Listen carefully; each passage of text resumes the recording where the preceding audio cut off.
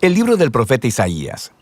En el primer video exploramos los capítulos 1 al 39, que fue el mensaje de juicio y esperanza de Isaías para Jerusalén. Él acusó a los líderes de Israel de rebelión contra Dios y dijo que a través de Asiria y luego de Babilonia, el reino de Israel sería derribado en una acción del juicio de Dios. Así que el capítulo 39 concluyó con Isaías prediciendo la caída de Jerusalén y el exilio en Babilonia. Y 100 años después de Isaías, tristemente, todo esto vino a suceder. Pero la esperanza más grande de Isaías era una nueva y purificada Jerusalén, donde el reino de Dios sería restaurado a través del rey mesiánico venidero y todas las naciones serían unidas en paz. Así que los capítulos del 40 en adelante exploran esta gran esperanza. La primera sección principal de los capítulos 40 al 48 abren con un anuncio de esperanza y consuelo para Israel. Se le dice al pueblo que el exilio en Babilonia ha terminado y que el pecado de Israel ha sido tratado. Una nueva era está comenzando. Así que todos deben regresar a casa en Jerusalén, donde Dios mismo traerá su reino y todas las naciones verán su gloria. Ahora, detengámonos un momento porque este anuncio inicial hace que surja una gran pregunta. ¿Quién está diciendo todo esto? ¿La voz de quién estamos escuchando en estas palabras de esperanza? La perspectiva del profeta en estos capítulos es la de alguien que está viviendo después del exilio. En otras palabras, en el tiempo descrito por Esdras Nehemías. Pero Isaías murió 150 años antes que todo eso. Así que, ¿qué se supone que entendamos con todo esto?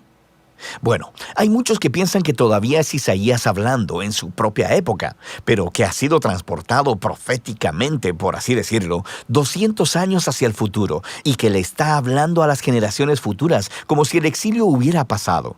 Sin embargo, el mismo libro de Isaías nos da algunas pistas de que probablemente algo más está sucediendo.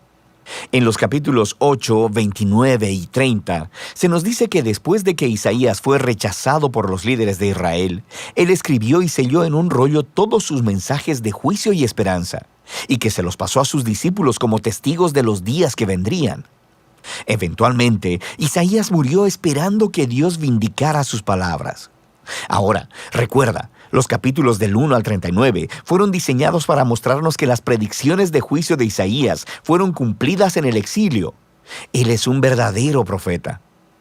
Así que, después de que el exilio ha terminado, los discípulos de Isaías, quienes han atesorado sus palabras por tanto tiempo, abren el rollo y comienzan a aplicar sus palabras de esperanza a su propia época. Así que, desde esta perspectiva, el libro de Isaías consiste en esa primera colección de las palabras de Isaías, como también de las escrituras de sus discípulos proféticos, que Dios usa para extender el mensaje de esperanza de Isaías a las generaciones futuras. Cualquiera que sea tu perspectiva, todos están de acuerdo en que estos capítulos están anunciando que la esperanza futura ha llegado, que Dios está cumpliendo las promesas proféticas de Isaías.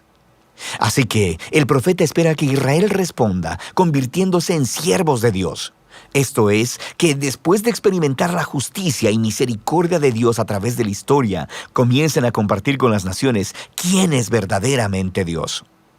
Pero eso no es lo que está sucediendo. En lugar de dar testimonio a las naciones, Israel se está quejando y aún acusando a Dios. Ellos dicen, el Señor no pone atención a nuestros problemas. De hecho, está ignorando nuestra causa. El exilio en Babilonia, de forma entendible, ha provocado que Israel pierda la fe en su Dios. Quiero decir, quizá Él no es tan poderoso. Quizá los dioses de Babilonia son más grandes que nuestro Dios. Así que el resto de estos capítulos, del 41 al 47, están diseñados como si fueran una escena de juicio. Dios está respondiendo a estas dudas y acusaciones con los siguientes argumentos. Primeramente, Él les dice que el exilio a Babilonia no fue causado por una negligencia divina. Más bien, fue divinamente orquestado como un juicio por el pecado de Israel.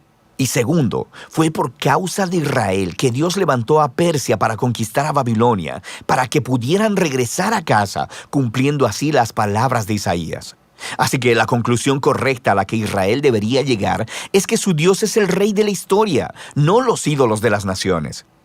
En la caída de Babilonia y el ascenso de Ciro, el rey de Persia, Israel debería ver la mano de Dios obrando y, por tanto, convertirse en sus siervos, diciéndole a las naciones quién es Él. Pero para el final de este juicio, en el capítulo 48, nos encontramos con que Israel es tan rebelde y dura de corazón como sus ancestros. Así que Dios los descalifica como sus siervos, pero Dios todavía está en la misión de bendecir a las naciones. De manera que el profeta dice que Dios hará algo nuevo para resolver este problema, lo que nos lleva a la siguiente sección, del 49 al 55. Se nos presenta una figura llamada el siervo de Dios, quien cumplirá la misión de Dios y hará lo que Israel no ha podido hacer. Dios le da a su siervo el título Israel y lo envía a una misión para, primero que nada, restaurar al pueblo de Israel de vuelta a su Dios, pero, en segundo lugar, convertirse en la luz de Dios a las naciones. Y se nos dice que este siervo es empoderado por el Espíritu de Dios para anunciar las buenas nuevas y llevar el reino de Dios a todas las naciones. Suena justo como el rey mesiánico de los capítulos 9 y 11, pero luego se nos dice la forma sorprendente en que el siervo traerá el reino de Dios.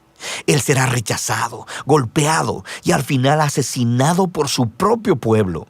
En realidad, mientras está siendo acusado y sentenciado a muerte, está muriendo por el pecado de su propio pueblo. El profeta dice que la muerte del siervo es un sacrificio de expiación por la maldad y rebelión del pueblo. Y luego, después de su muerte, de repente, el siervo está vivo otra vez. Y escuchamos que, por su muerte, Él proveyó un camino para hacer justas a las personas. Esto es, para ponerlos en una relación correcta con Dios. Así que esta sección concluye describiendo dos maneras en que las personas pueden responder al siervo. Algunos responderán con humildad y se volverán de sus pecados y aceptarán lo que el siervo de Dios hizo a su favor. Estas personas son llamados los siervos y también la semilla. Recuerda la semilla santa del capítulo 6. Estos son los que experimentarán la bendición del reino mesiánico, pero hay otros a los que simplemente se les llama los impíos. Ellos rechazan tanto al siervo como a sus siervos, lo que nos lleva a la sección final del libro, del capítulo 56 al 66, donde los siervos heredan el reino de Dios. Estos capítulos están hermosamente diseñados con una simetría que une a todos los temas del libro. Justo en el centro están 3 hermosos poemas que describen cómo el siervo empoderado por el Espíritu está anunciando las buenas nuevas del reino de Dios a los pobres. Y él reafirma todas las promesas de esperanza que vimos en este libro. La nueva Jerusalén, habitada por los siervos de Dios, será el lugar desde donde la justicia, la misericordia y la bendición de Dios fluirán hacia todas las naciones del mundo. Y rodeando estos poemas están 2 largas oraciones de arrepentimiento, donde los siervos confiesan el pecado de Israel y se lamentan de toda la maldad que ven en el mundo que les rodea. Así que le piden a Dios que los perdone y que su reino venga aquí a la tierra en la misma forma como está en el cielo. Ahora, en cada lado de estas oraciones se encuentran colecciones de más poemas que contrastan el destino de los siervos con el de los impíos que los persiguen. Dios dice que traerá su justicia sobre todos los que contaminan su buen mundo con maldad, egoísmo e idolatría, y que los excluirá de su ciudad para siempre. Pero los siervos, aquellos que son humildes delante de Dios y quienes se arrepienten y reconocen su propia maldad, estos son perdonados.